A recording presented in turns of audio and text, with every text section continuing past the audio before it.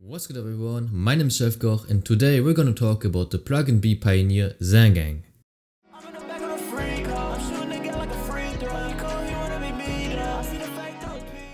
XanGang is a producer from Brooklyn, New York and the brother of Rob Surreal, the creator of the very influential producer collective Surreal Gang. Both brothers grew up around rap music. Some of their inspirations include Chief Keef, Young Leash and Lil B, and XanGang came up with his name in May 2015 after listening to Police, a song from Glow Gang member Lil Flash, and that lyric right here stuck with him. After finding his name, XanGang started out producing together with his brother, and the earliest instrumental I could find was this one from July 2015.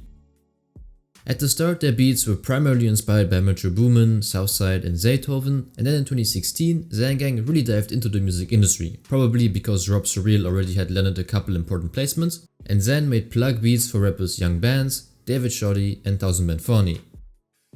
He was a big fan of the Beat Plugs collective and their Plugg records, but he wanted to add his own touch to it. So when he linked up with promising newcomers Summers, Violent and Goonie, XanGang started modernizing and refining his plug instrumentals, and this is how Pluggnb became a thing. For those who are unfamiliar, Pluggnb infuses 90s R&B leads and chord progressions with plug-style trap drums, and XanGang, alongside producer and rapper Corey Lingo, is widely accredited for inventing this underground genre.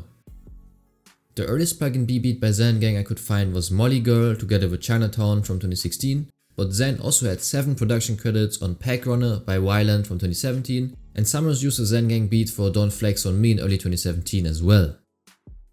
Summers won an Nguni, then went on to form the renowned Slayworld collective, and XanGang became one of their most trusted producers, especially for the Pluggnb subgenre. But at that time, Xan also was expanding into the dark block territory by producing for BZB and Slamcito, more specifically on 3 songs from Cutthroat, which is one of the earliest dark block projects ever. If you want to learn more about the subgenre, check out my own documentary about it, but what's important for this video is that XanGang was one of the earliest dark block producers, so he somehow pioneered 2 entire subgenres, dark block and Pluggnb. And fun fact, XanGang actually produced for Yeat all the way back in 2017 as well, way before most of us knew that Yeat even existed. So this proves that XanGang had a great ear for upcoming sounds and artists to invest in, which definitely is a very beneficial characteristic for a producer. Thanks to all the previously mentioned connections in the industry, XanGang was starting to make a name for himself, and he was able to produce for famous decks, Diego Money and Cartier God amongst others.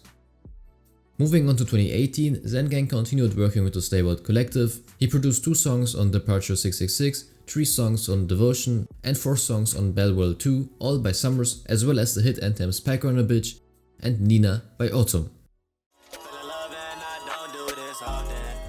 Those songs went up a lot on apps like TikTok, so this opened a lot of doors on the underground for XanGang, and he also began working with Isaiah TG, 10K Duncan and Zelly Ocho, as well as with Pluggnb co-founder Corey Lingo. At that time, XanGang also would popularize using voice lines from Scarface as ad-libs in the contemporary underground scene, and XanGang even has Tony Montana as his producer tag. Of course, Scarface has a deep history in hip-hop music. XanGang didn't invent those ad-libs, but he popularized them for Pluggnb music especially. But if that topic further interests you, this video right here is for you. Now let's go on to 2019. In that year, XanGang linked up with Tony Snow and Sophago.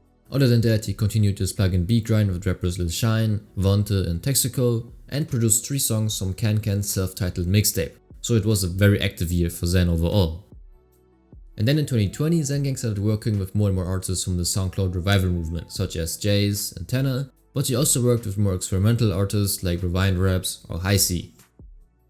The same year he also made the instrumental for Joe Zizi by Summers, and on here we can definitely witness the influence of Zaytoven on XanGang's production.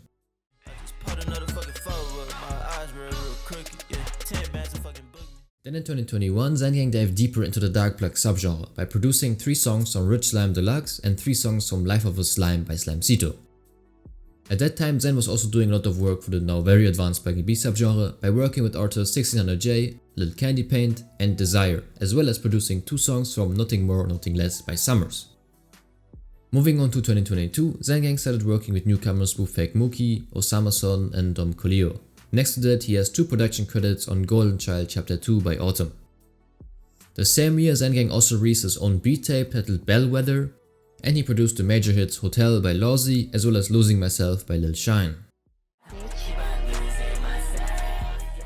I'd say the Pluggnb soundscape was at its peak at that time, and XanGang definitely played a major role in it from its beginning. So 2023 then was a calmer year for him in comparison. He produced 7 songs from We Both Don't Know by Noskov and 8 songs from What We Didn't Have by Summers, but that was about it. Still, especially What We Didn't Have gained great reception in the Pluggnb community, and a lot of credit has to go to XanGang for exactly that. And recently XanGang can be found 2 times on Before the Raven by Summers, so Xan is still active in the industry, but he evolved the soundscape, like you can see on his production for Marble Floors from 2024.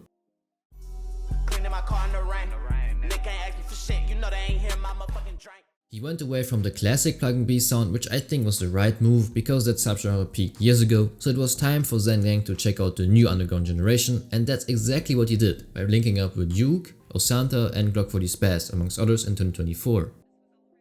With that we covered most of his catalog, so as a conclusion, XanGang really needs to be memorized as a Pluggnb pioneer. Without him, Pluggnb wouldn't really be a thing, so we have to give XanGang his flowers for that. He also is an important figure for the early days of the dark plug subgenre, especially for Slimecito's discography, and what I also like about him is that he kept most of his initial connections. He still makes music with Summers and Autumn to this day. Definitely check out XanGang's records if you haven't yet, and with that being said, thank you for watching, leave a like if you enjoyed the video, and don't forget to subscribe to the channel so we can hit 1000 subscribers. Cheers!